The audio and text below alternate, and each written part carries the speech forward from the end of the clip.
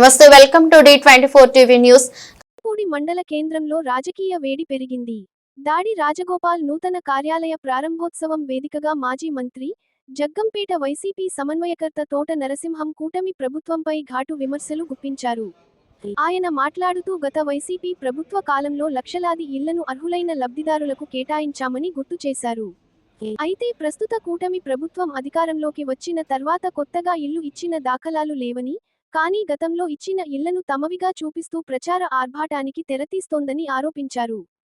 ప్రజల సంక్షేమం కోసం నిజంగా ఏం చేశారో చెప్పలేని స్థితిలో ఉన్న ప్రభుత్వం, గత పనులను తమవిగా చెప్పుకోవడం దురదృష్టకరమని తోట నరసింహం వ్యాఖ్యానించారు.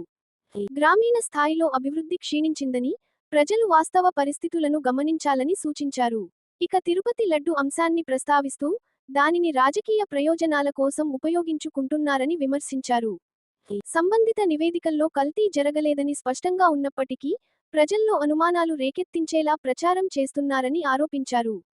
ఈ వ్యవహారానికి బాధ్యులైన చైర్మన్ బి.ఆర్. నాయుడుపై కూడా తీవ్ర విమర్శలు చేశారు. సోషల్ మీడియాలో ఆయనకు సంబంధించిన వీడియోలు వైరల్ అవుతున్న నేపథ్యంలో, నైతిక బాధ్యత వహిస్తూ వెంటనే పదవికి రాజీనామా చేయాలని డిమాండ్ చేశారు.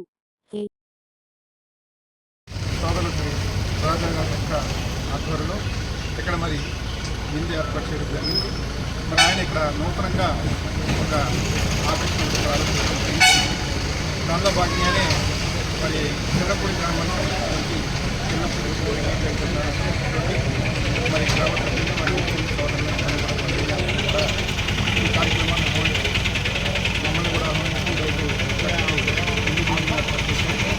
మరి రాజు గారికి విశేషంగా చక్కటి ముందు ఏర్పాటు చేసే ఆహ్వానించినందుకు మొట్టమొదటిగా ధన్యవాదాలు. మరి ఈరోజు చిన్నపూడి గ్రామం అంటే చాలా ప్రసిద్ధిగా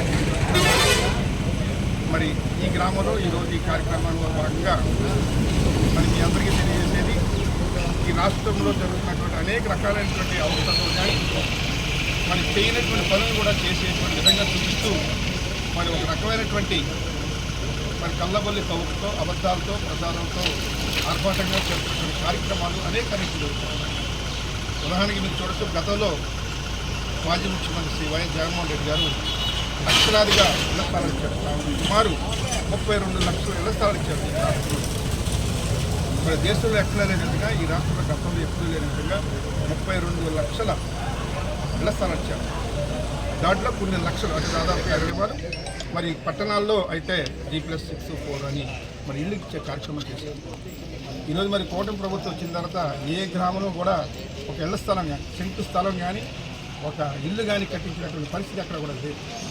పైగా ఈరోజు ఏదైతే జగన్మోహన్ రెడ్డి గారికి వచ్చినటువంటి ఇల్లు ఇచ్చారో వాటిని మరి ఆర్భాటంగా, అట్టహాసంగా గుమ్మడికాయలు కూడా కట్టి మరి సాక్షాత్ ముఖ్యమంత్రి గారు మరి మేమే కట్టాం, మేమే ఒక పని చాలా ఆర్భాటంగా అవి గోప్రవేశం చేస్తూ ఉన్నారు. జగన్ గారిని గతంలో చాలా విమర్శలు చేశారు. ఒక సెంటు భూ అంటే మరి శ్మశానం కూడా శ్మశానంలో వెళ్ళేటువంటి ఒక వ్యక్తికి కూడా సరిపోదు, మరి ఎవరైనా చనిపోతే వారికి కూడా సరిపోదు అన్న వ్యక్తి ఈరోజు ఆర్భాటంగా దీన్ని క్యాష్ చేసుకుంటూ దాన్ని ఆర్భాటంగా గుమ్మడికాయలు కూడా కట్టి మరి లబ్ధిదారుకి ఇచ్చే కార్యక్రమాన్ని జగన్ గారు కట్టినటువంటి ఈరోజు ప్రచార సాధనంగా వాడుతూ ఉన్నారు. మరి ఆ రకమైనటువంటి కార్యక్రమంతో పాటుగా మరి గత కొన్ని నెలలుగా ఈ రాష్ట్రంలో మరి తిరుపతి లడ్డు మీద అనేక అంశాలు జరుగుతూ ఉన్నాయి. తిరుపతి లడ్డూని వారు రాజకీయం చేశారు. సాక్షాత్ వెంకటేశ్వర స్వామి కూడా రాజకీయానికి ఉపయోగించుకున్నారు. మరి రాజకీయానికి ఉపయోగించుకున్నటువంటి దానికి ఈరోజు మరి ఏదైతే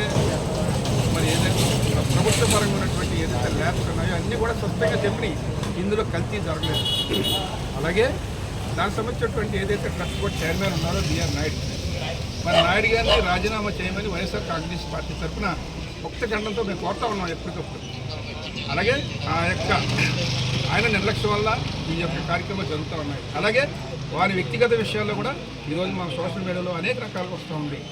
రాజీనామా చేయమని వైఎస్ఆర్ కాంగ్రెస్ పార్టీ అనేక రకాలుగా కోరుతా ఉన్నా సరే ఇంకా ఆయన పదవులోనే కొనసాగుతూ ఉన్నారు. మరి ఇంకా ప్రభుత్వం కూడా ఆయన ఇంకా పదవులోనే కొనసాగిస్తూ ఉన్నారు. ఇచ్చేదంటే ఇదితో వెంకటేశ్వర మీద వారు చేసినటువంటి నిర్ణయాలన్నీ కూడా ఉపసంహరించుకోవాలి. దానిలో భాగంగానే దీనికి సంబంధించి రేపు శనివారం రోజున వైఎస్ఆర్ కాంగ్రెస్ పార్టీ పరంగా మన నియోజకవర్గ పరంగా అన్ని దేవాలయాలు